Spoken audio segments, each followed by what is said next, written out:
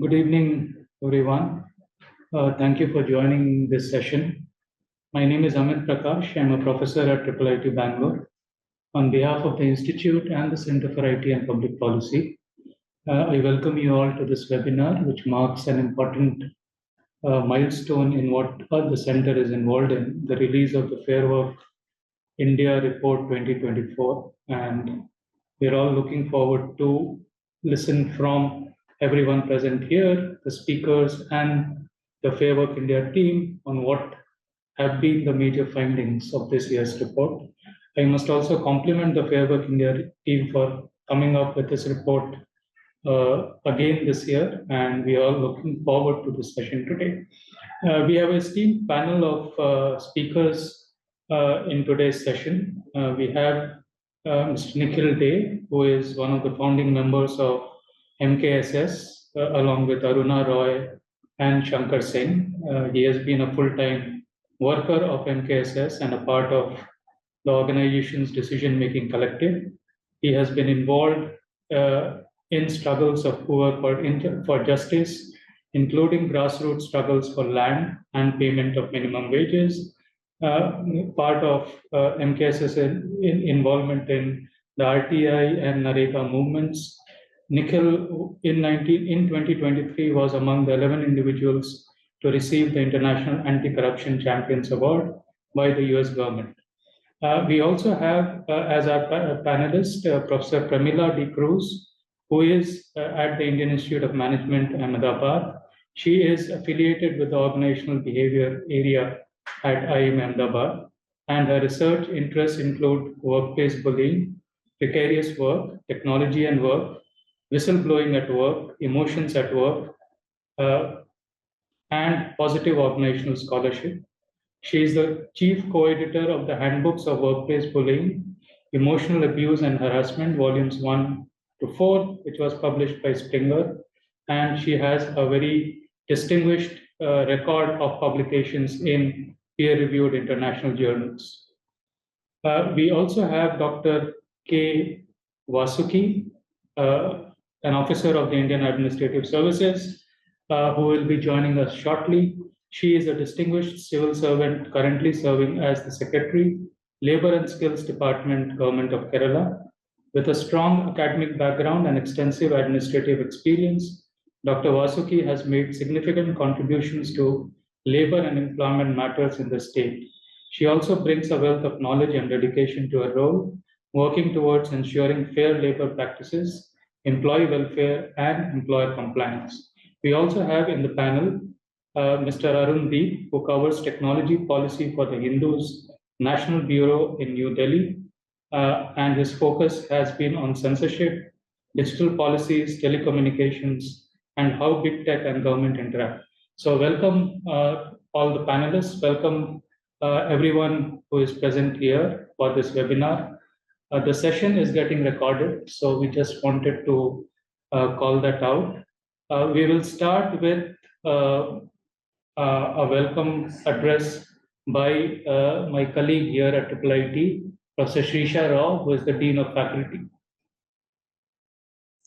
Thank you, Amit, and good afternoon. And on behalf of IIIT-Bangalore, I would like to welcome all the participants to this webinar. I am not even closely affiliated with this Fairwork project, but I do know a little bit about it from talking to the people who are working on it. And what strikes me as most interesting is that, you know, when we think about technology and AI and how it's going to change our lives or how it's going to change society, generally people get into questions of, oh, the robots are going to kill us all, or they start thinking about how jobs are going to change and how you need to learn a whole new set of skills because the job skills we have now are no longer going to be relevant. But people have not really spent much time working on the issues where technology has already changed people's lives and not always for the better. And that's what I like about this project. And I think my colleagues and others who have worked with them on this have done a really good job to come up with a framework to ask certain important questions and find the answers to them through a lot of proper, rigorous academic work backed by some good old shoe leather work, and then they've presented a very good report, which I think will set the ball rolling in a lot of important conversations that we need to have as a society. And welcome once again. Thank you very much. Amit, back to you. Thank you, Shisha. I'll now hand it over to the Fairwork India team, Professor Balaji, Janki, and colleagues to present the 2024. Thank you, Amit. I'm Balaji Parthasarthi, and I'm the principal investigator of the Fairwork India project. And it's our pleasure to share with you the report in its 6th edition.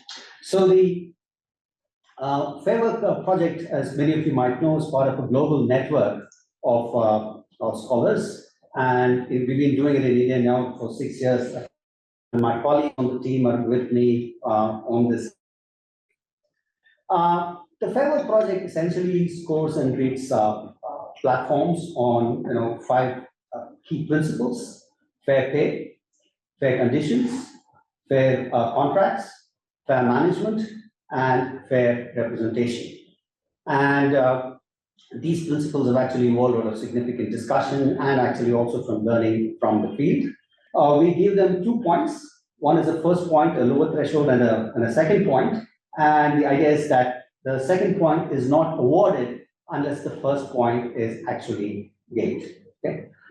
In order to come up with these scores, what we do, our method involves significant worker interviews. And this year we conducted 440 worker interviews across 11 platforms in 5 cities: Bangalore, Delhi, Chennai, Kochi, and Thiruvananthapuram, between February and August of 2024 this year.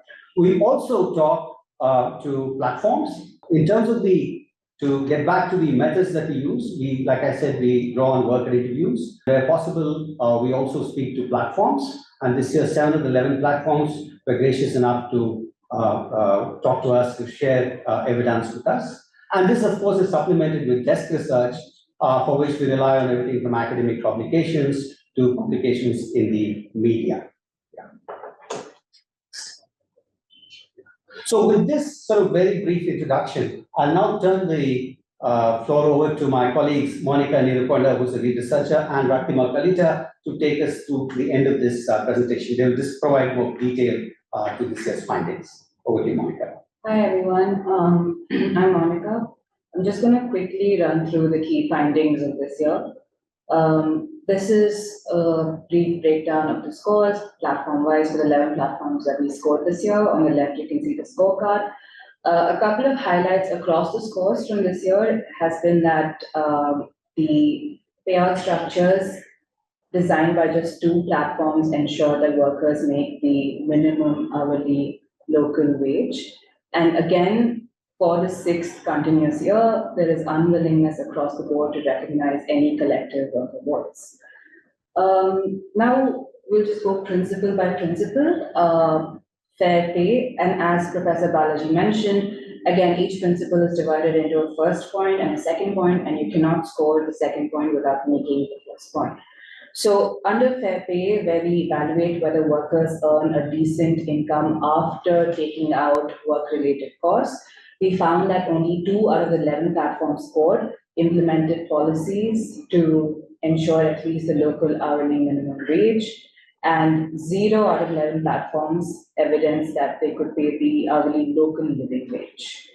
Under fair conditions, like I was saying, we assess whether platforms have enough policies to protect workers from foundational risks arising from processes of work, and whether they take proactive measures in protecting and promoting the health and safety of workers. So this year we found 7 out of 11 platforms to have operational emergency helplines on the platform interface and providing adequate safety equipment and training for the first point. For the second point, which has more advanced requirements, we have found that 5 out of 11 have insurance policies in place that are accessible to their workers, and that they have also implemented a loss of pay policy providing workers with a financial safety net in case of medical illnesses. For the next point, under fair contracts, we assess whether platforms have transparent terms and conditions, and whether these are accessible to their workers, and that no unfair terms are imposed on workers. For the first point, we have 6 out of 11 platforms this year ensuring accessibility of their contracts and having protocols for protection of worker data. For the second point on fair contracts, we have 5 out of 11 having modifying their contracts to reduce asymmetry in liabilities, and as well as implementing a notice period and adding a clause for dispute resolution in case one arises between workers and the platform. For our fourth principle, which talks about fair management, where we check whether workers have access to a channel where they can raise grievances, and whether there are policies in place by the platform to protect workers against discrimination by any stakeholder.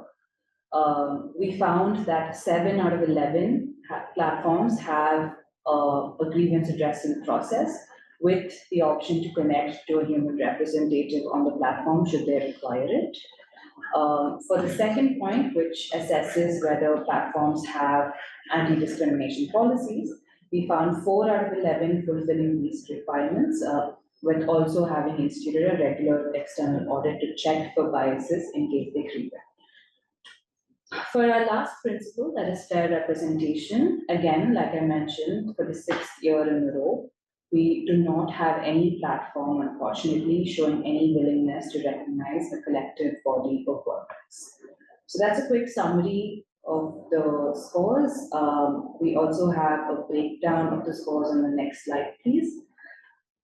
This is going to be available at the Fairwork website very soon. And with that, I hand over to Rakumar to maybe talk about the theme and the other things we're focused on this year. Thanks, Monica. So along with scoring platforms, this year's report also discusses 2 other evolving aspects of the platform economy. One on the legislative regulations around platform work in India, especially the Karnataka draft bill, and the way it is a hopeful step ahead than the Rajasthan Act. This is discussed in the editorial and legal context sections of the report. We especially discuss how the Karnataka draft bill is a step ahead in terms of the definition of gig work, algorithmic transparency, data protection, and grievance redressal. The report also discusses the reactions on the Karnataka draft bill from industry bodies such as NASSCOM and the IMA, and it briefly mentions upcoming state-led initiatives in Jharkhand and Kerala. Second, the report also discusses in the theme and focus about a changing nature or definition of gig work itself.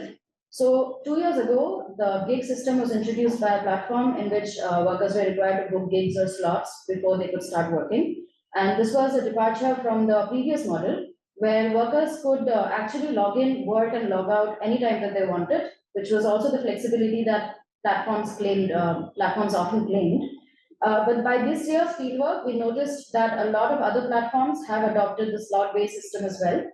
And just to give a brief explanation about the slot-based system is essentially what it does is it requires workers to commit in advance to fixed work slots, and these slots are typically 1 to 2 hours long, and in some platforms even 8 to 12 hours long. So this essentially puts into question the notion of a gig, in contrast to earlier forms where workers could just log in and log out for half an hour, 1 hour, whatever they wanted. Moreover, this slot-based system is also tied to certain incentive criteria, which are met with incentive targets, order targets. And this has always been there in platform work, which is exactly what has invited criticisms on the claim of flexibility in platform work from many scholars around the world. But the attachment of these target-based criteria to the slot-based system and to a tier-based categorization, and by extension to wages and benefits, is also something that we're beginning to see increasingly in platform work nowadays. So the tier-based categorizations within these slot-based systems, it forces workers to compete for slots because higher tiers give better benefits. And all of this essentially points to the tightening of the notion of flexibility itself. And there are a lot of worker quotes in the theme and focus that basically show that the control platforms have over workers' time is increasingly tightening. And this raises the question of whether platform workers are even gig workers when the ability to choose when one wants to log in and work is strictly managed by platforms. So if you look at some of these codes, a lot of these codes basically talk about the minimum slot or the minimum number of hours that a worker can work in. So the first slot talks about only if you see the bold line, it only talks about the minimum slot one can book is only of 8 hours, which is in sharp contrast to the old notion of gigs, which was that anybody could join in and work anytime they wanted. The second code also talks you could join and leave the platform freely. The third code also tells that in order to earn an incentive of 4,000, they must work between this particular slots of time of 12 to 2 and 7 to 9. The fourth code also talks about how he has to log in for 70 hours a week. And the last code is also quite similar.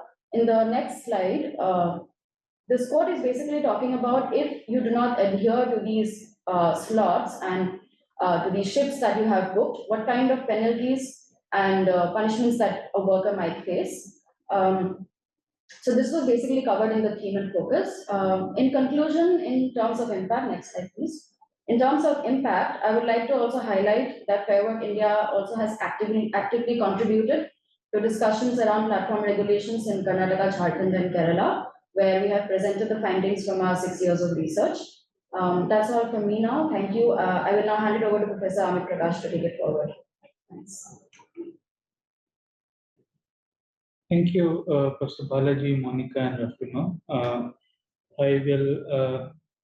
What we'll do is, we've lost some time, but I guess we can still go ahead with whatever was planned. Is Dr. Vasuki here? No. Okay. So what we'll do is we'll start with Mr. Nikhil Day, and then Nikhil, if you're around, we will unmute you, and you can then go ahead and yeah. So you have about 10 minutes, 10 to 12 minutes for your remarks and your intervention. Please go ahead. Yeah, so thank you very much for this opportunity, and thank you for doing this kind of study on an annual regular basis. I am trying to, I will try and look at, I mean, it is a much longer report than what you presented and a far more detailed report than what you presented.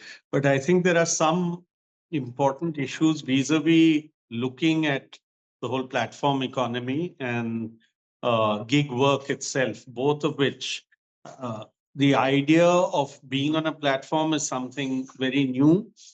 And I think it has a whole lot of connections that we have to look at in different ways. Some of the ways are in which platforms control people, but by being someone from the Right to Information movement, I want to say that we need to also look at platforms and digital methods of organizing work as something that needs to be turned so that workers also have some deal of control.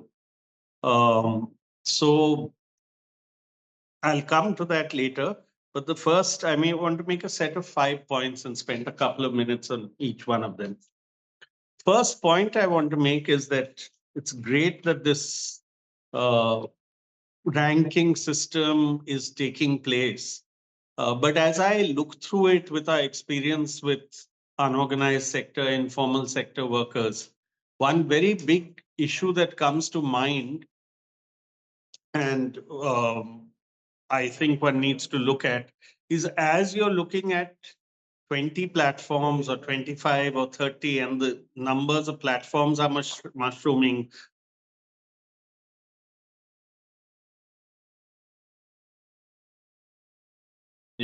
As we are coming to that kind of framework and looking at it, I think we need to realize that there has to be some way to be able to bring these principles onto one place where it matters to workers. And so studying a whole lot of platforms is very important and interesting. But I think the fact that we are operating in a complete legal vacuum, as far as gig and platform economy is concerned, not just in India, but almost completely across the world. By complete is maybe an exaggeration, but operating largely in a legal vacuum, because it's a new kind of work, new kind of working relationship, and enormous resistance from all the aggregators or the platforms to be able to be either regulated or be able to function. Now, when we say there are a set of fair work principles, and when we say that those fair work principles need to be applied, we are not just merely looking at best practice. We are saying that is a minimum standard that needs to be applied. And that's why we come to the need for a law. That's why each one of the principles that you've talked about actually should be part of what we would have in a model legislation, and not only in a model legislation, in a basic legislation. So at the end of this, what am I trying to say is that this part, it's very interesting that you are evaluating different kinds of platforms and you're seeing which platform is doing what. But we need to pull from that and say this, all of us together need to say that this comes into a law that will apply to all platforms. So that this minimum standard has to apply across the board. And then after that, best practices can be evaluated. The second thing is the idea of what you're doing, of this, looking at the Fair Work report, looking at the gig and platform economy. I think the whole idea of which principles, debating which kinds of principles should be looked at, debating within the principles. For instance, if you look at the fact is there a grievance redress system? Someone may tick that box of there being a grievance redress system. But once again, what is the nature of that? What are the basic minimum standards for a grievance redress system? What are the basic minimum standards for some kind of fair contract? And you end by saying that there is one particular place where nobody is willing to do anything, which is basically recognized workers' collectives, and obviously not at all recognized collective bargaining. So that's clear. But there are many others where you are saying people are doing better than another. Once again, I'm saying that it's extremely important for us to have a set of minimum standards, even when you're looking at the principles. And I know you say that if you don't tick off one, we don't go to the second. But even in that one, I think there should be an explanation of what the minimum standards are for them to meet that standard of one. Or meet that basic threshold. I don't know whether I made myself clear, but what I'm basically trying to say is that in this annual exercise, there need to be two parts of it in my mind. One is that does a company meet basic minimums across the board? Those are basic minimums of principles. You can't do 3 out of 5. You have to do 5 out of 5. It's like the fundamental rights of workers in a sense. And then if you do things that are better and are more attractive or are more ensure better fair work principles, I think that's a very good way for us to be able to progress. Third thing I'd like to mention is this long-standing, and it's great that you have looked at this idea of flexibility and what constitutes gig work. Now, when we first started this whole struggle in Rajasthan, and I think what I did forget to mention is that it is really good that you said Karnataka is an improvement over Rajasthan. Just to inform everyone, Rajasthan's rules have still not come into effect. And therefore, Rajasthan is also operating in a legal vacuum, and Karnataka has got bogged down. And I'm so glad that you've taken on NASSCOM's whole set of critiques, because it's a shining example of where industry actually doesn't want to go forward at all. And that's why it is trying to bank on the central government and getting us into more and more of a morass. And where I think they are being very, very unfair to this entire sector of people who are organizing, who are putting forth logical points and issues. Now, in that where you have looked at this lack of flexibility, the slot system, various other systems that have come into play, the fact that you actually don't have flexibility, is that if we look at the unorganized sector, this has been happening for years through piece rate work. In its essence, gig work is like piece rate work. The only difference or two big differences is the platform is one big difference. The digital platform didn't exist. And the other, for in piece rate, I can produce, 50, 50 shirts or 50 packets of papad. For each packet, I'll get this much. If I produce 60, I'll get that much. In the gig economy, and because of the platform, each piece rate is a contract. So in a sense, in a piece rate work, I know what my terms and conditions are. I can come in, I produce how much I want. And into that piece rate is supposed to be brought in the entire idea of enough of wage and social security. In India, it's not at all. It's pathetic.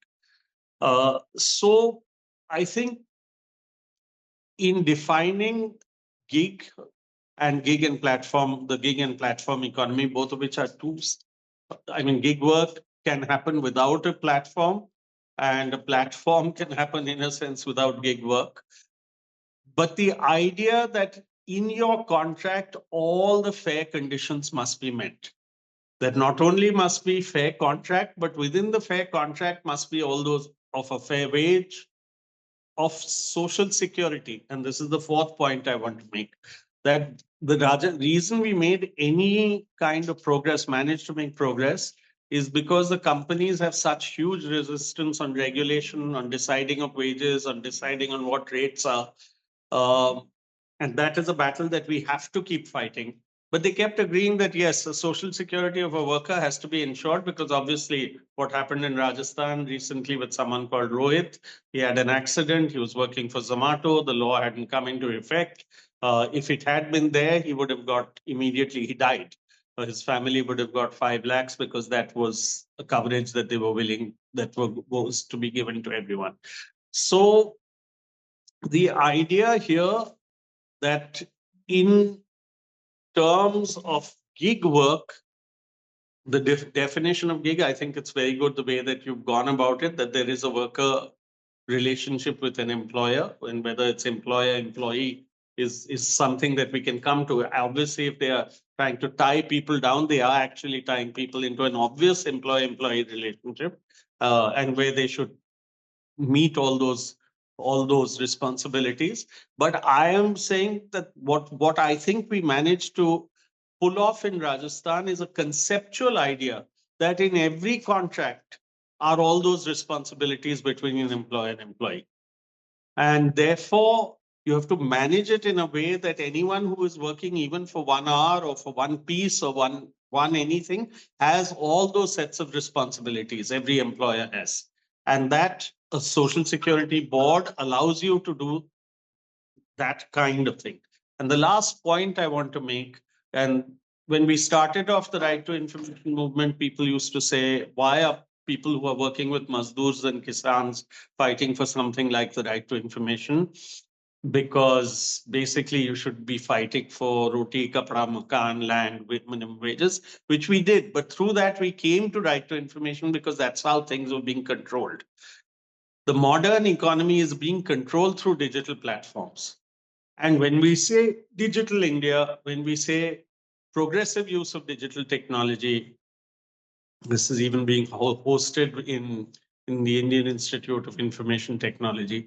The trouble with digital mediums in India is not just a digital divide. It's just that you claim to do something for someone more efficiently and better in terms of their rights, but actually you take away their rights.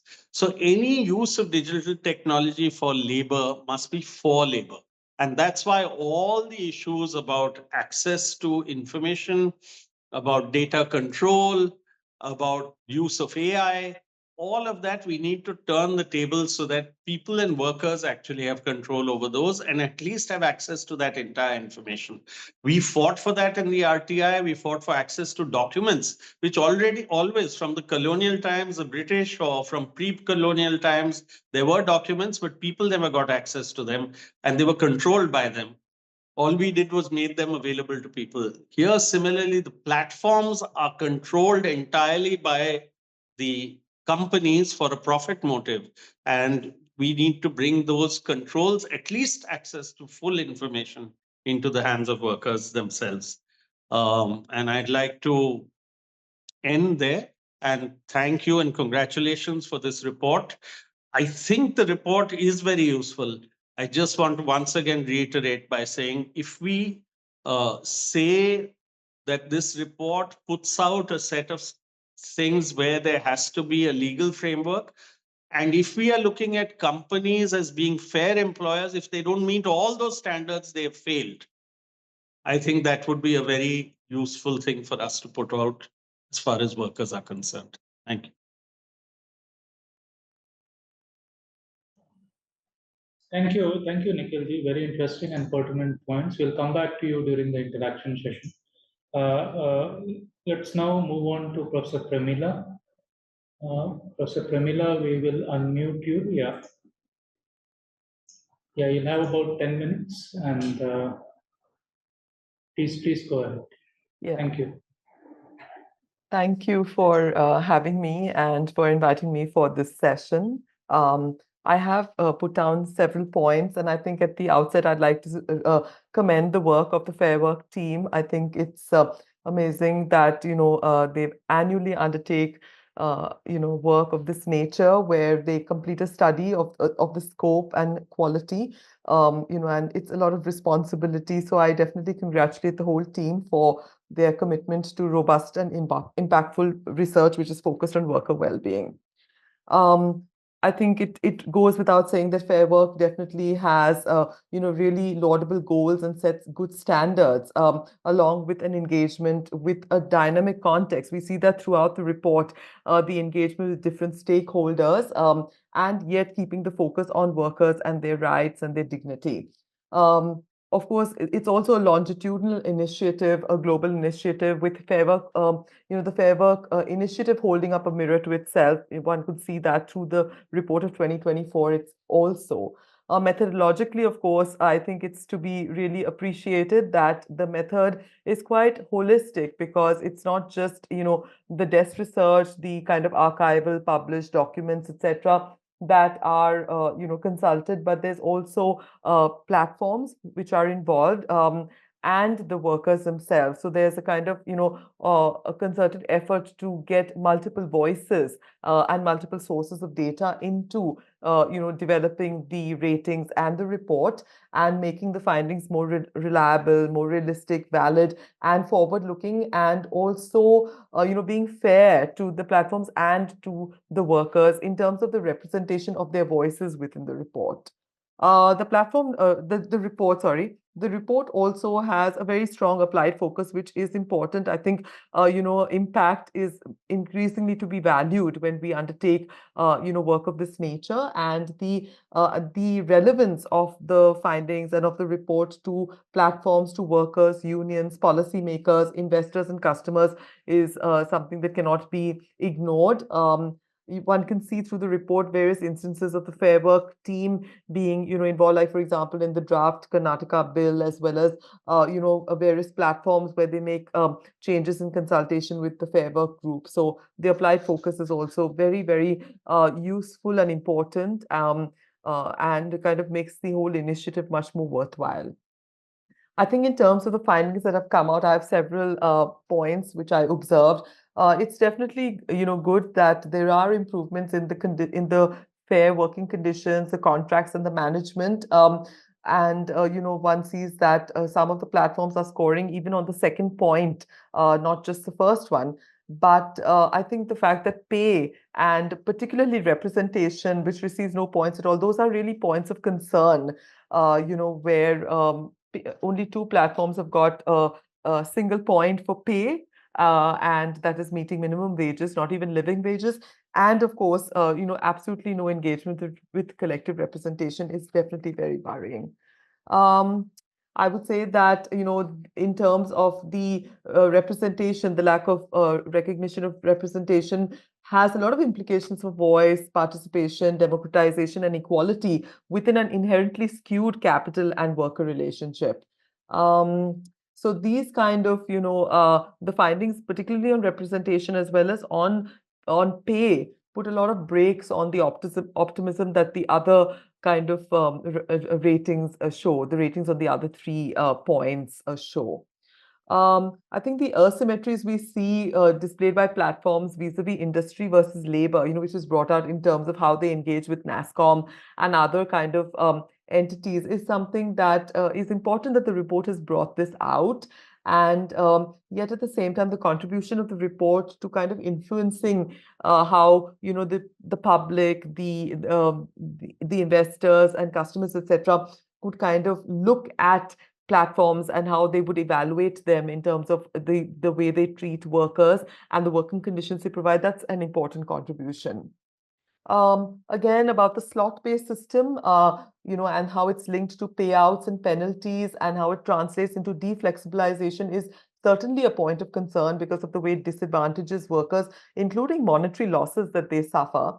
And, there's always been this kind of portrayal of platforms as flexible and as, allowing for work-life balance and all kinds of, romanticizing entrepreneurialism and autonomy, etc. So the slot system certainly debunks all of that in a very, very stark way. And it's something that's quite worrying. It once again brings up the inequality in the relationship between platforms and workers, which kind of accentuates, this lack of fair representation that we were talking about earlier. At the same time, to be fair, platforms have made attempts to improve working conditions. The report showcases that. And the report talks about various instances like Blue Smart and accident insurance, Swiggy's compensation policy, Big Basket's anti-discrimination policy, Zomato's external audits of algorithms. So there are instances of this. And these are, encouraging. They need to be sustained by these platforms and also spread across other platforms. So other platforms should kind of emulate and take up these initiatives as well, so that there's a kind of improvement across the board. So net, I would say that yes, there are attempts to decommodify and dignify labor, but they're not enough, and a lot more work is needed. Of which the first step would be to recognize the kind of collective representation. I think the report provides good insights into the regulatory context. It brings up the issues, particularly the details of the Karnataka example, the draft bill over there. And yet at the same time, it's important for regulatory initiatives to go beyond just being political rhetoric, but really be implemented to display an ethical commitment to worker rights, dignity, and well-being. The report also raises the crucial issue of regulation for the country as a whole and the need for the state to do more.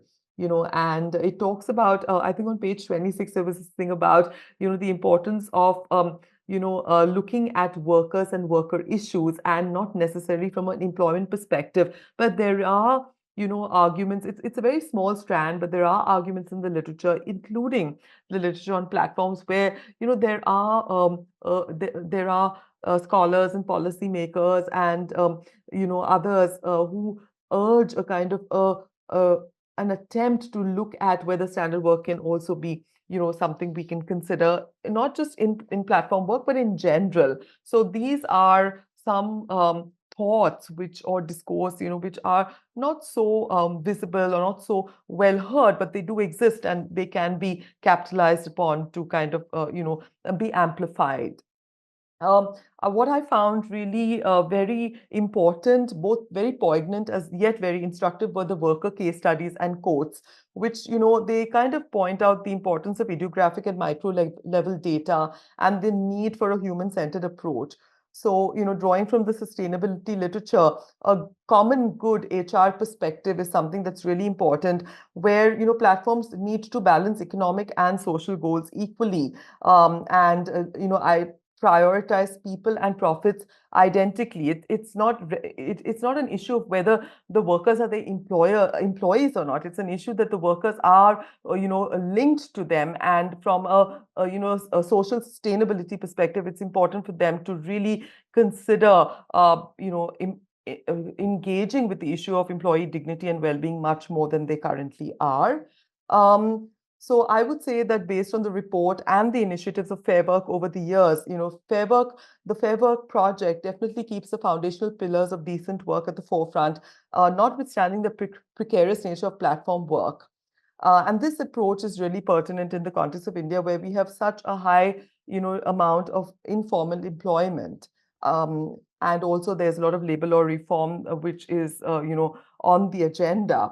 But I found that the statement on page 27 of the report really rings true, where it says that there's nothing inevitable about the poor working conditions in the platform economy. It kind of reflects the agency of the platforms to do something about the workers who are linked with them.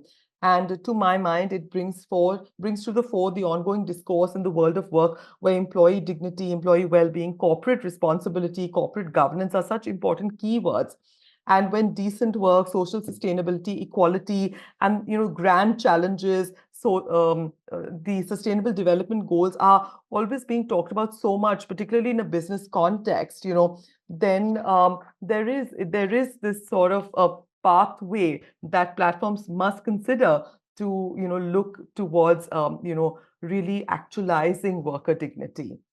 And finally, the Fairwork Pledge was something that I believe is a really significant contribution of the report as well, which kind of leads society in general and those interfacing with platforms in particular, the investors, the suppliers, customers, etc., to become more aware and more committed to the importance of supporting fairer platform work, and also making informed decisions about choosing better rated platforms. So I'll stop there. Thank you once again, and congratulations on the report. Thank you, Professor Pramila. We will move on to Mr. Arun D, and we will come back to the panelists for rejoinders and question and answers after Arun's intervention. Thank you, Professor Prakash. Thank you, Professor Parthasarathy, for inviting me to this discussion. It's been a pleasure listening to Mr. Dey and Dr. T. Cruz. I would like to start out by saying that I would want to look at how the history of these companies, these platforms' entry into India, right, and around 2014 onwards. And the foundation has always presaged what we are seeing today in terms of the promises that they initially held and the situation we see today. A lot of the debate around gig work and the precarity that it leads to is kind of prefaced on this assumption that, hey, gig work is actually good for you. That's how it was in the beginning, right? It was the rhetoric that you are your own boss. But obviously, the way we are looking at these regimented systems that are in place today, let's say even on ride sharing apps or on semi-skilled work platforms like Urban Company, you see that if you don't adhere to this schedule, then you're out, right? There is nothing gig about that, even though you are still not an employee. And a lot of those founding kind of mythologies that these platforms have built over time also needs to be interrogated a little more when it comes to working conditions today, right? You also have the initial kind of carrot of high incentives, and incentives were the first major labor dispute when Uber came in. Was that, okay, we were offered this much when we would complete these many rides, and then suddenly that's ran out. And a lot of those incentives were about workforce formation, right? That you need a certain number of people who own cars, who are buying their own cars, who are taking out loans to buy these cars, to be convinced that this is something that they will earn a return on, not just be able to pay the loan back, but get a return on. And eventually all that receded away. And so there was that kind of systematic deceit has always been a part of the system, right? So I think even today, when you look at how the state responds to some of these things, you have the social code on social security that's not notified, the Rajasthan uh, social security legislation that's not notified, Karnataka also not notified. I mean, I cover tech policy, I cover things like the Telecom Act, the Data Protection Act, and so much of my work has focused on these pieces of legislation that are to this date, to me talking right now, not been notified, right? That are not in effect. So we are in the world of theory for a long time. And so I think that Fairwork's ratings are a very compelling reminder of where we stand, right, in terms of worker rights. It is very striking to me that in a country that has a long history of successful worker organization movements still doesn't have a single major company that is all around the country with its own you know with its own employee union. And we see this even in electronics manufacturing right now. Some of my colleagues are looking closely at what's going on in Sri Perumbudur with the Samsung factory, and the extent to which the state kind of in uh, partnership with uh, capital kind of uh, works to suppress these movements, right? And uh, I think that constantly bringing up these situations is uh, very important, both in terms of showing where individual companies stand, as well as in getting these reforms moved forward. Because capital always has a foot in the door, right? They are always able to uh, either um, influence reform in their favor or stall it if it is too fundamentally threatening to their business, and so on and so forth. The last thing I want to talk about is the squeeze, right? Is that a lot of the big tech platforms, wherever in the world they are, they build their users through uh, predatory pricing, and if not predatory pricing, then deep discounting, right? Whatever you want to call that phenomenon. And over time, they start charging for that service. Here we saw a slight version of that happen. Yes, prices did go up over time, but not that much, right? Even to this day, a Blinkit delivery in Delhi, for instance, is something like 18 rupees, which is it's kind of crazy to see a delivery being executed in that kind of budget. And the squeeze has not come completely from charging the customer the representative price of acquiring that product. The squeeze has come from testing the very limits of human resilience on the parts of the uh, gig economy worker, and that is something I think that needs to be constantly underlined, right? And that squeeze only kind of really stops when uh, organized action kind of comes into place based on reports like this. So I have a few more thoughts on this, but I'll come back to them in the discussion portion of the webinar. Thank you so much. Thank you. Thank you very much, Anu. And thank you to all the panelists. Dr. Vasuki is not able to join us. She is caught up in a meeting with the Chief Minister, and our apologies for that. We missed out on an important perspective from the government. But having said that, we now have time for interactions. If there are any questions from the audience, you can raise your hand and we will unmute you. You can also type out your questions in the chat window. And while that happens, do we have questions? No. Okay, so for those who may want to ask questions from the panelists or the Fairwork India team, you can raise your hand. We will unmute you, and then you can go ahead and ask a question. You should now also be able to type out your questions in the chat window.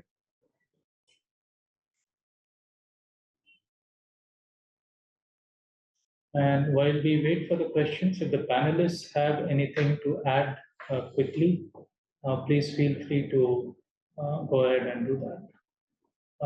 Anyone?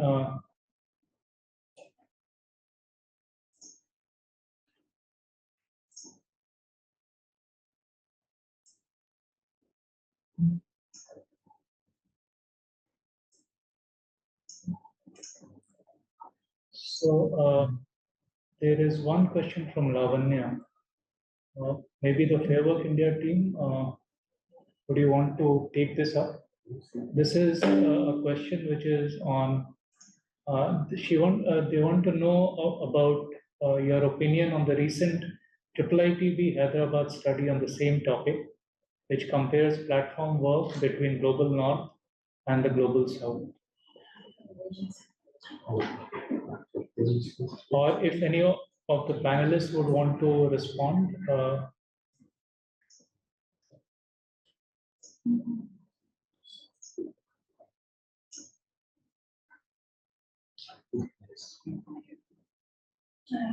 Yeah, so shall we take the questions together? Or you want to take it to?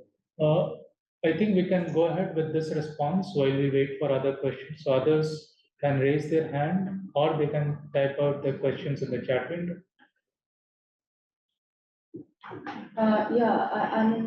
I'm guessing this was the paper on agency of delivery workers published by IIIT Hyderabad. Anyways, yeah, on that, I would like to say that while that paper talks about agency of workers and the methods that workers develop in order to make their lives a little bit easier in platform work, that does not really negate the fact that platform work in itself is causing a lot of precarity and vulnerability for the workers. Maybe, and I believe Fairwork team members would like to take the stand that because of this kind of precarity and vulnerability, workers are forced to take up such measures, and that's an act of agency in the context of an ambiguous legal context where they do not have the sort of collective bargaining that they would want to have.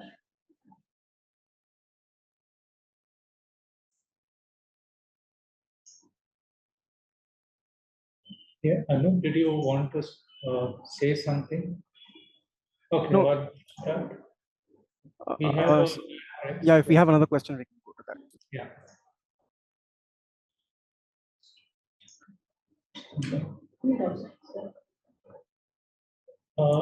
Yeah, can we unmute? Yeah, please go ahead. Okay, good afternoon.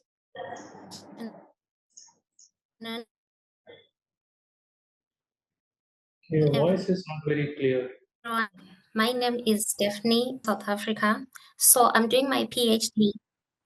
It's not clear. Can you hear me now? Yeah, we can. Okay. My name is Stephanie and I'm from South Africa. I'm doing my PhD and I'm doing a comparative analysis with India. So I was very keenly interested in the presentation, but then I would like to ask, since the report, the 2024 report has come out, it still seems like platforms are operating in a sort of politics of platform economy, right? They are still operating in a legal vacuum, despite the findings that were made by the report. There seems to be not much progress in certain principles of the fair work, the 5 principles, but then in some instances there seems to be improvement. My question is there anything else despite the legal vacuum that can still be done so that majority of the ride hailing, the delivery, domestic work, all the workers in the gig economy can be actually contextualized and they may actually have something viable. The Code of Social Welfare Act passed. Is there improvement so far? Sorry, we lost you midway. We do understand you're interested to know about this legal vacuum, and while the legal vacuum exists, what is it that can be done?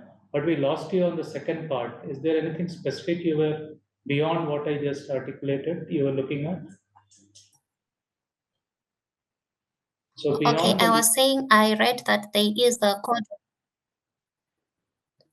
Okay, I was saying that there is still the legal vacuum, right? But then there was the legislation that the Social Security Act, right? And then the Rajasthan Welfare Act. But then despite there being these legislations being passed, there isn't much progress, right, that has been made. That was my question at the end. Like, I think I'll just Okay. end there. Sure. Is there any other question here? No. So let me open it to maybe Nikhilji or Professor Pramila, if you would want to take this up. I think the point is that we keep talking about the legal vacuum, but is there anything beyond the legal recourse that can be done to ensure that we end up in a situation that's better for better for the workers, better for the ecosystem in general? Yeah, so I think what I'd like to, I mean, it's just build on what I said earlier on the legal vacuum. The fact that Rajasthan has a law that got passed on the 15th of September, and 1 year, more than 1 year has passed, and it has not got notified with rules, is something that I think the Fair Work report should also, since we're talking in the context of Fair Work report, I mean, the rest of us have to make a noise, all of us must make a noise. But I think the Fair Work report should talk about not just that Karnataka is an improvement on Rajasthan, but also that Rajasthan A has not even notified the law in 1 year, and that is something to condemn because whatever little it gave is also not being given. And B, Karnataka has also had promised a legislation in the last session of the assembly, and actually because of NASCOM, the real the political economy fact is that because of the NASCOM representation, it did not get taken up to be passed. So we are totally in a legal vacuum, and other states are just along the way. And the central government also. So I'm saying one part of the Fair Work report should actually look at the legal scenario, not just by evaluating what is good or bad in a law, but also where it is in terms of implementation. And when you say go beyond the legal vacuum, that's where maybe I didn't make myself clear. And actually, I would love to hear a response from the Fair Work team. That is this something that's potentially possible, or can you take this as a kind of a suggestion? Is that if there is a company that does not meet minimum legal standards of fair work across the board, and minimum, I mean, I don't mean ideal, I don't mean even progressive, I just mean minimum, then it should not actually, and if there are no companies meeting it, then that's the only space we have beyond the legal vacuum. And the state is not acting and not legislating, and workers are not being protected by legislation, then surely there should be at least 1 or 2 or 5 companies that are meeting minimum standards. And if they don't meet those minimum standards, because a law would require them to meet that, and if they don't meet those minimum standards, then Fair Work should say that these are companies that do not meet a minimum standard of fair work. That can we have that kind of evaluation? A bottom line and then a more progressive thing. Okay, while we come to the Fair Work team to respond to that, Professor Premila, would you want to come in on this question of what can be done beyond the legal whatever work that is going on and the bottlenecks that exist there? Is there something from organization design perspective? Is there something from a OB perspective that work practices get designed, employees feel the need to be more aware of some of these aspects while they are working on their codes and algorithms? Well, this is a very, very difficult area to address except with concerted action. And I think my point here would be I would completely support what Mr. Day has said. But the other part, I think in terms of design and more transparency, of course, for workers, but I think they're already aware from a lot of the quotes that we've seen in the report and even research papers that we read in many parts of the world, including India. After a point of time, workers become aware of how the systems are created and what they imply for their autonomy, their earnings, and all of that. But the what is very this is not particularly OB, but I think it's very much within within the discourse of what business or businesses, or even in an academic kind of setup, researching business. Though honestly, my research is from an employee perspective, but given that I also study bullying and try to understand so many dimensions, and that's another area. It's not related to this, but it's another area where it's very difficult to find solutions. And given the understanding of the discourse within business, that it's what I would urge some kind of what should I say, leveraging this whole thing of responsibility, sustainability, and governance, which businesses are so much speaking about, including platform companies. I'm sure they are speaking so much about this, and it's so important for their image to be seen as responsible, to be seen as socially sustainable. When we talk about sustainability as a concept, we're not only talking about it from an environmental perspective. There's also the concept of social sustainability. How do you treat the workers? And, are you treating them with dignity? Are you, protecting their rights, etc.? So these are, areas which could possibly be leveraged, to kind of maybe bring more pressure onto platforms to, look into improving working conditions and so on. And is particularly recognizing, at least, recognizing employee collective voice. Thank you. Anup, do you want to come in terms of Sure. So looking this? yes, I want to say that I think beyond the legal vacuum, what we can do, I think political pressure is a major component that we should not ignore, because the report itself points out that there is a bipartisan kind of consensus that, okay, gig workers' rights are something that we need to uphold. There is a stated commitment. There is a legal commitment on paper somewhere, and so all the work that's left to be done is to deepen and actually render meaningful that commitment, right? And the way to do that is to kind of make sure that uh, essentially the political push is incentivized, and every kind of labor rights issue that has organization behind it, uh, it is in the interests of like a local political actor to be like, okay, let me throw my weight behind this, I'll make some friends. It is uh, going to be in the interest of somebody with real power to push it if it forms, right? So I think that is a major thing that is within the realm of possibility, and also something that we might see in the future. And just one thing I wanted to also compliment the Fairwork team on, for this line from the report on how platforms are willing to have their interests represented by national industry bodies to resist regulation, in spite of how resistant they have been towards allowing workers' voices to be raised through collective representation. I think that's a beautiful line, and bravo to whoever included it. Thank you. Thank you, Anup. Sheila, will come back to you. But before that, Nikhil, they had a point, and the Fairwork India team may want to respond to that. Yeah, thank you, Nikhil. Thank you, Amit. Just that, in terms of minimum standards, there are 2 points I'd like to make. Minimum legal standard, I think this is what Nikhil said. First of all, what we do through our scores is we give them 0 and 1, where we say we're not able to evidence that a platform is able to meet minimum standards, that the thresholds are set out in the Fairwork framework. But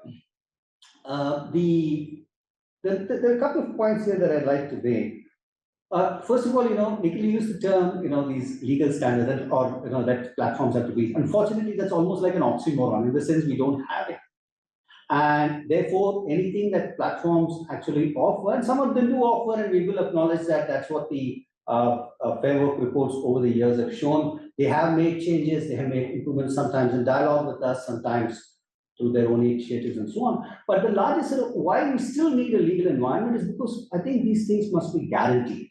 Unfortunately, we find that in the case of certain platforms, we find you have a person who has, who's inclined to do these things, and then he or she then moves on to a job either within the same organization or to another organization, and these policies or how they're actually operationalized and practiced tend to change quite sharply. That's the other thing.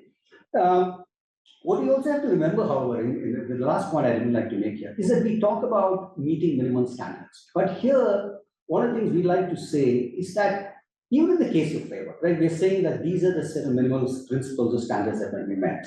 And I was recently responding to a friend who was asking only half jokingly, how long do you think a group like Fairwork will actually be necessary to kind of supervise or be a watchdog? That's the phrase she actually used in the platform economy.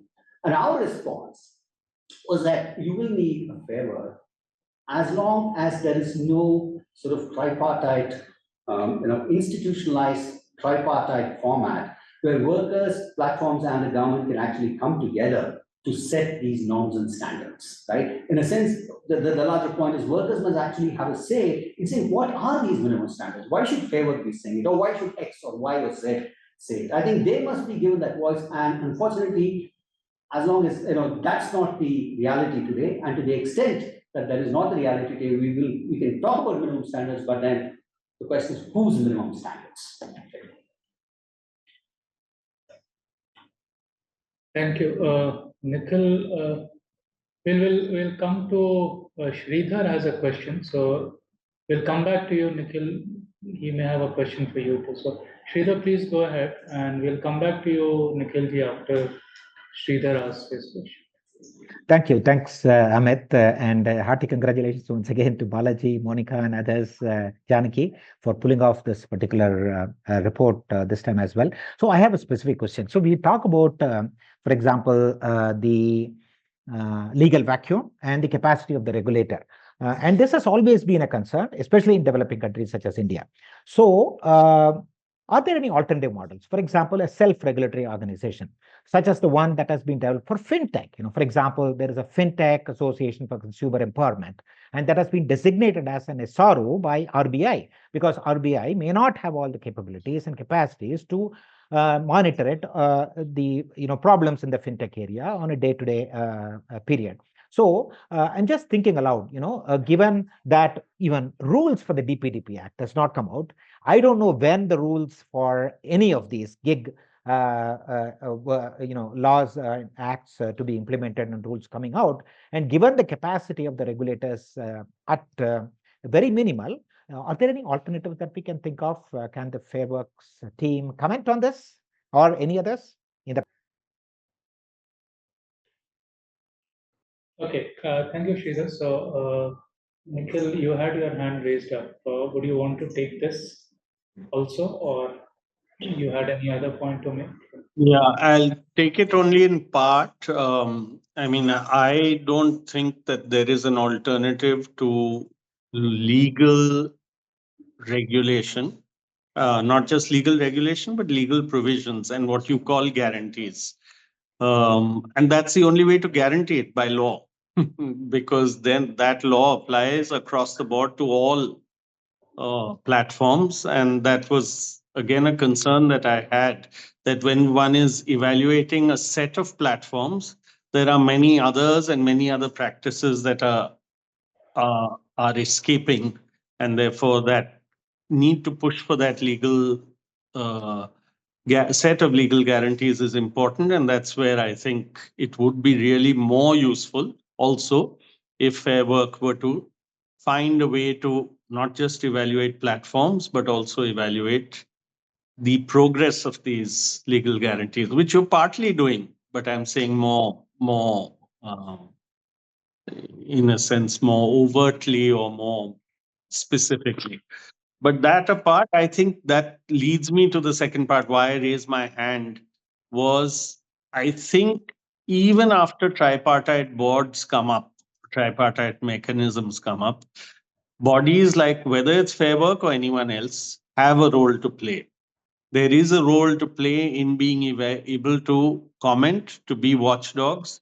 And that's the role of the broad, whether you call it civil society or people who are interested, who do want to do something, who are just joining the debate. They are not ruling. So there is no legitimacy. It's a question of who are you to raise a voice?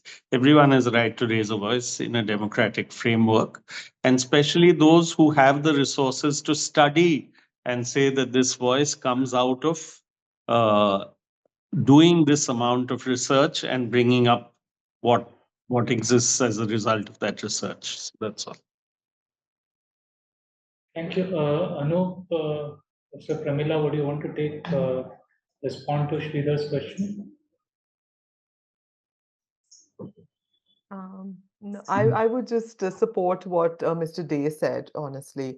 And I think it was also important that he brought up the point of civil society and the voice of people and the union movement. I would add that, but otherwise I would agree with his point.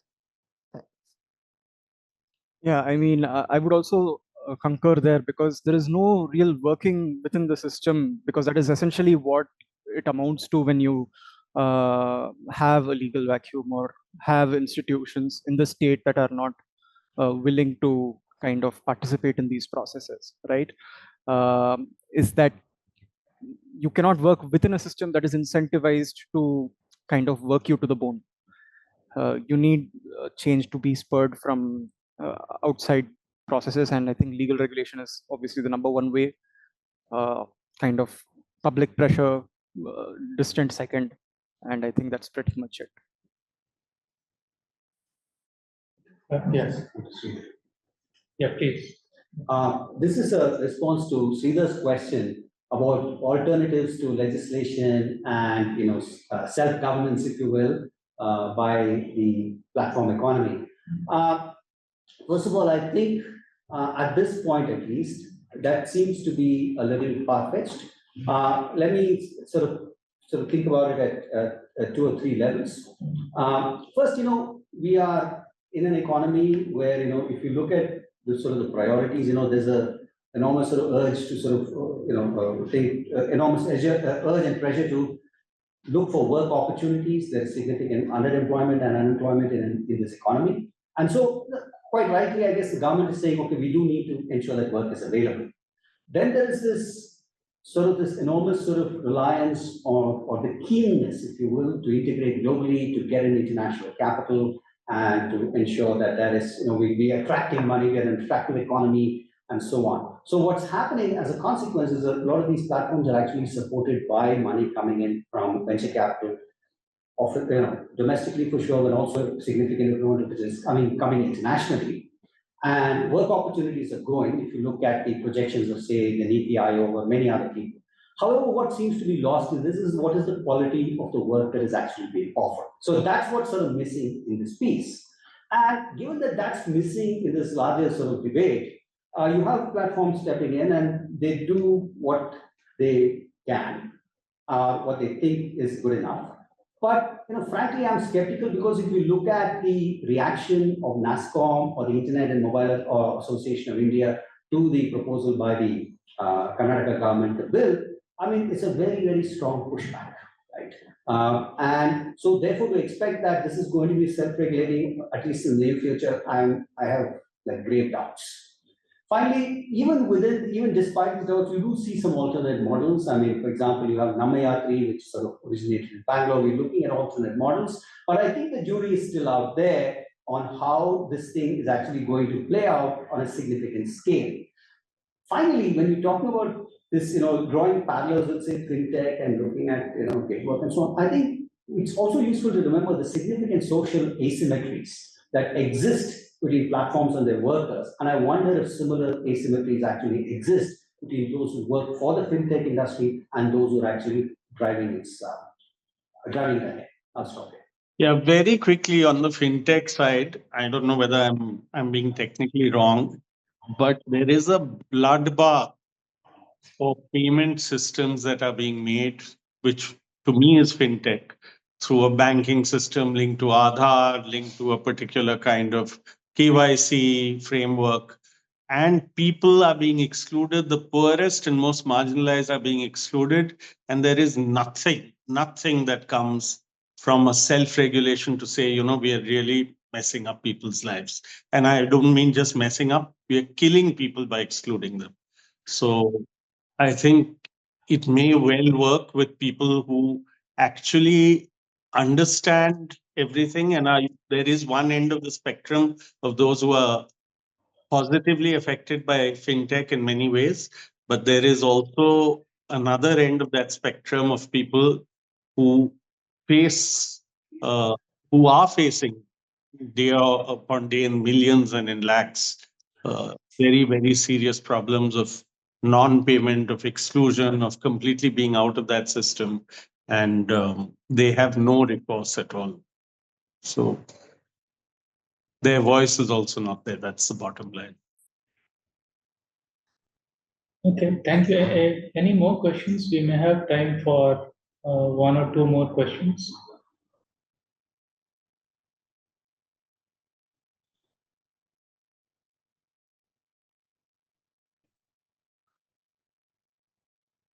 Okay, if there are none, maybe we can go back to all the panelists for their last comments. I'm actually tempted to ask this because all of you are here, and Professor Balaji did allude to it. Given the employment and livelihood situation that we are currently in our country, and that probably is amongst the highest priorities for us as a society and nation today. The kind of pushback that, let's say, associations like NASCOM or these platforms are bringing in on works which try to look at their practices from fairness, from ethical and other kinds of considerations. While I do understand and appreciate the need for making it known to them what they are not doing, is there something that you still feel is important that is going on? And I know this has been discussed. And do you see ways of getting this going, so that, because we see concerns even in Narega wage payments, and in the way, for example, that's a rights-based program with legal guarantees, but people with job cards not getting their entitled payments has not probably happened very well in many parts of the country.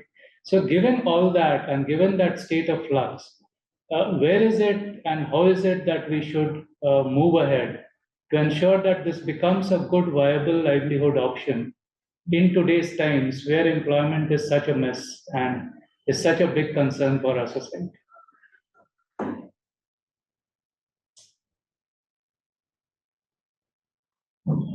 And so while that is one, while that might be a point I want you to touch upon, you're free to have your final comments on whatever was presented, and anything that you feel we still need to be aware of in terms of what the report is trying to do. So if we could go in whichever order, maybe Anup, you, and then Professor Pramila, and then Nikhil ji, you. Sure. So on the tension between kind of investment and job creation and providing fair wages, I think there was this really nice video I saw from the Sri Perumbudur protests, right? And at the Samsung factory, and which was that someone actually asked the union leader, hey, there are people doing gig work for Swiggy, Zomato, and they're saying, hey, we are getting by on this wage. Why are you guys who earn more than us? Why are you raising a big stink? And his answer was very interesting. He was that, it's not, someone who's starving is never going to ask someone who is working hard and not getting enough, hey, why don't you also starve with me, right? And it's also that he articulated the role of the government in ensuring that people come out of poverty and receive fair pay. And I think that is a really important articulation, because that really resets the expectation we have of government. Is that going to be primarily focused on concentrating investment, or in pulling people out of poverty and giving them basic minimum standards of living, right? And when you kind of orient yourself to that thinking, I think that becomes a lot more, things start coming into focus. The second thing I wanted to mention was on fair living conditions and working conditions. And I think we have a fair amount of blind spots here, especially because a lot of gig work here does happen on the roads in India. And roads have intense noise pollution and air pollution. And I don't just mean Delhi when I say air pollution, right? Most Indian cities, even a place like Bangalore, has levels that are much higher than what the WHO deems livable. Do we see, outside of maybe the pandemic, these gig workers getting earplugs, masks, right? I mean, you have these bare minimums that are really not fulfilled, and that we don't really talk about. And I think that attitude really has to come in to get these details moving along, and to have these conditions be improved over the long term. Thank you. Professor Pramila, your final thoughts? Yeah, well, thank you for asking me. I think we've already stated, in the last round when we were discussing the issue of how change can be brought about. I think that was quite comprehensive in terms of the different dimensions of change, which would make a difference to the, working conditions, the job quality, and the whole livelihood and lives of these workers. So I have nothing further to add to that. But other than what Mr. Day mentioned about fair work, looking a little more closely at legislations and the sort of part, I mean, not just the content of the legislation, but their implementation or the roadblocks to their implementation as being another important aspect to look into in the future when the studies are being undertaken. Another dimension that struck me was maybe a gender perspective, to look at how workers would experience, men, women, and third genders would experience being workers in this kind of sector, was something that struck me when I read your report, and I felt maybe some insight on that front would be instructive for all of us. Thank you. Thank you. Your final comments, Mr. Nikhil Day? Yeah, I won't go too much more. I do think that one thing I had forgotten to mention, but I do want to say that just now, if the central government were to intervene using its social security code, that would be really much, much worse, especially if what is trying to be passed off in many places, that if they do that, you can't even get the space of state legislation bringing in more progressive legislative measures. So that's again something that's a watchdog or an independent body that relies on both research and analysis and looks at a global and national situation. I think it needs to, that's something that we need to concentrate on, whether or not in the Fair Work report in general. This is not a comment to Fair Work, but I'm saying that that's something we need to look at. I'll just end with two slogans of the workers that were put into a Kunal Kamra song as well, but they've come from amongst the workers, which was rating nahi hak chahiye. That's the basic, it's as simple as that. They want a series of rights. And I think that's why that legal framework is important.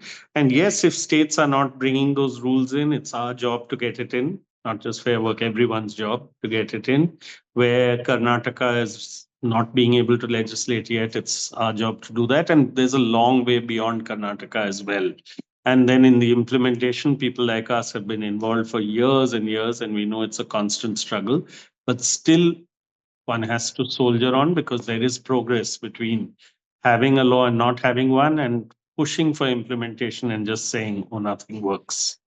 And then the other slogan that's there in that song a lot is "Insaan hai hum gulam nahi." And I think a lot of what we are beginning to see in gig work here in India is a lot of lack of insaniyat. There are all kinds of conditions under which they're working, whether it's facing pollution or whether it's facing the rains or whether it's how they are treated by people. They're really, that is something that also we need to look at constantly and not have people, because they are not just vulnerable, but they face that vulnerability at multiple points and they face it on behalf of some other employer or some other company. So that's all.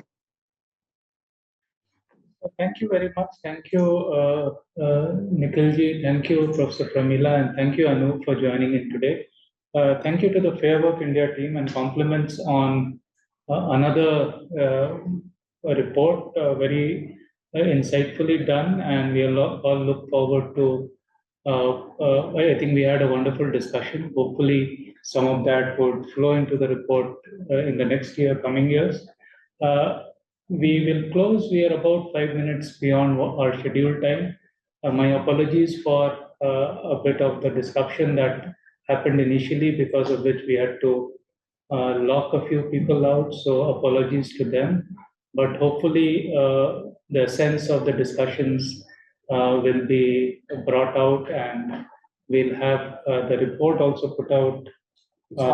The report is up on the Fairwork site, and there will be a way in which we can collect more responses as we go along. So thank you very much, all of you. The final words from the Fairwork India team, Professor Balaji, and then we'll close. Thank you, Amit. Let me thank Nikhil, Pramila, and Anu for agreeing to this, to come and comment on this the release, and thank you for triggering a wonderful discussion, and to all the people who are participating, I think from across the world. Right. Thank you all so much, and apologies for this, what happened at the start. But just a couple of comments before we close this event. First, I think Fairwork, the way we see it is, we want to do robust research that speaks as academics both to both to corporate power and to bureaucratic power. Speaking truth to power is what we do best as academics. That's the first point I'd like to make, and hopefully that comes out in our report and our work. The second thing I think is, like Nikhil pointed out, there's need for a lot more research. It's not that we've sort of barely scratched the surface. There's so much more to understand, and like Pramila pointed out, there's need for greater granularity in terms of gender, in terms of the LGBT community, and so on and so forth.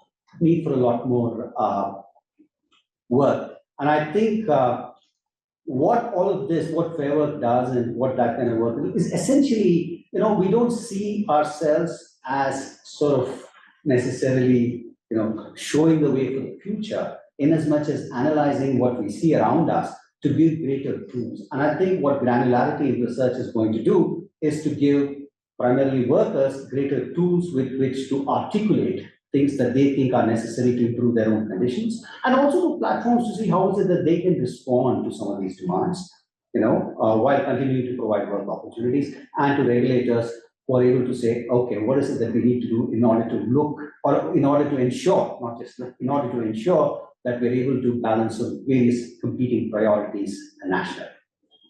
Thank you so much, and thank you all once again for making time this evening to be with us. Thank you so much. Thank you to everyone. Bye. Thanks, Balaji, and everyone. Bye. Bye. Bye.